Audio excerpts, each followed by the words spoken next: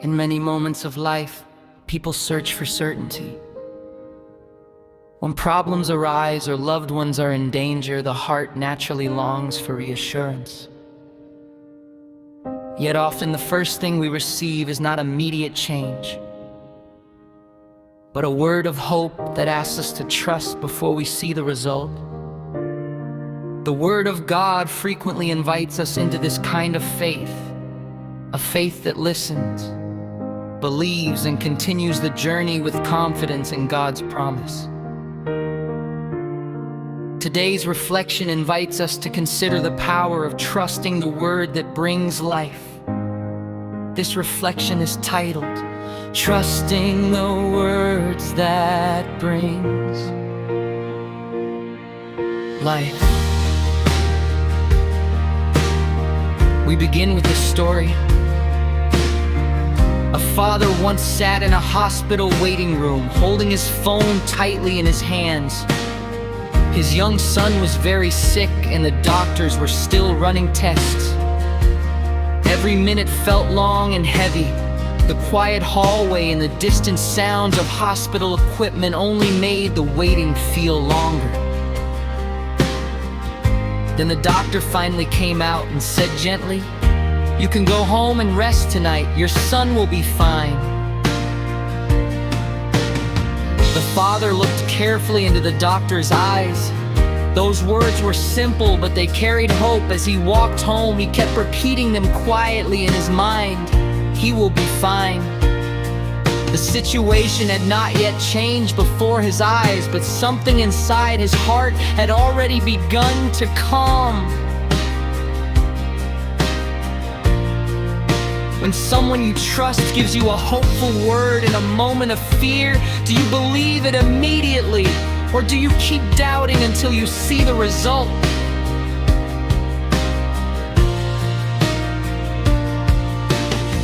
This human experience helps us understand a beautiful moment in the Gospel according to the Gospel of John chapter 4, verses 43 to 54.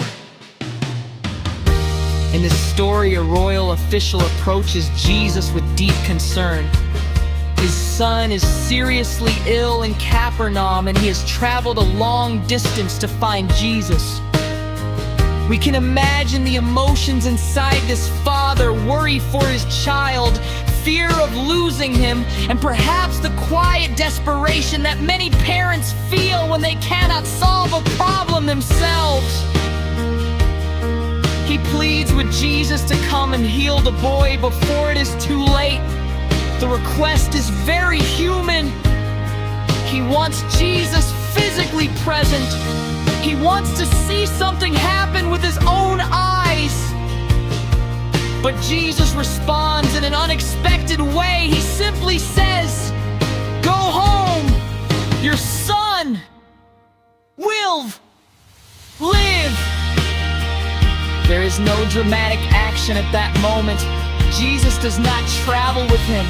There is only a promise spoken in a few words.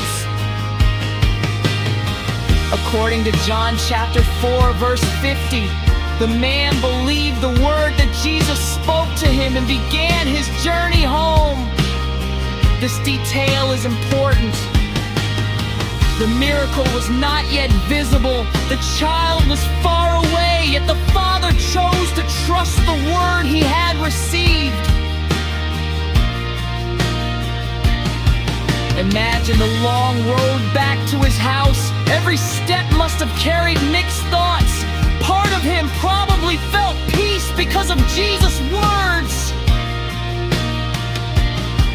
Another part may have wondered, what if nothing has changed? What if my son is still suffering?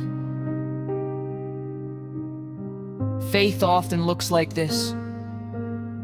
It is not always loud or dramatic. Sometimes faith is simply the quiet decision to continue walking while holding on to a promise. While he was still on the way, his servants came running toward him with joyful news. His son was alive and recovering. When he asked the time the fever left, they told him it happened the exact hour Jesus had spoken. At that moment, the Father understood something profound. The word of Christ had already begun its work long before he reached home. The story gently speaks to many situations in our own lives. People often carry worries about their families, their health, their future, or problems they cannot control. Like the royal official, we sometimes wish God would solve everything in front of our eyes immediately.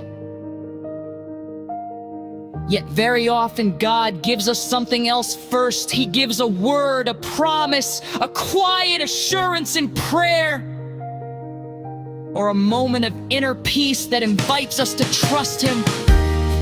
Faith grows when we allow that word to guide our steps even before we see the final outcome. Trusting God does not mean ignoring difficulties. It means believing that His presence and His promise are already at work, even when the full result is still unfolding.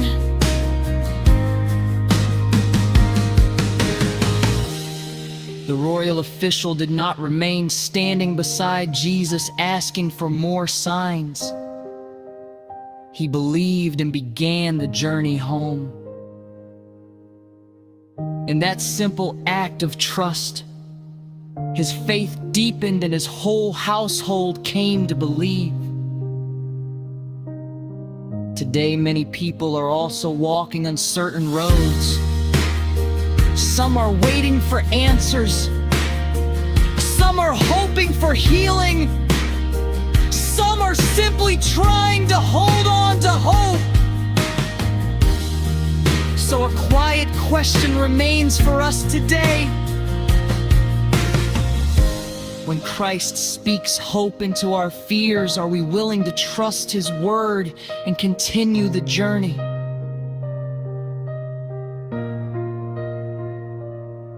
If this reflection has encouraged you, take a moment to like, comment, and share so others can also be strengthened by the Word of God. And subscribe to the channel.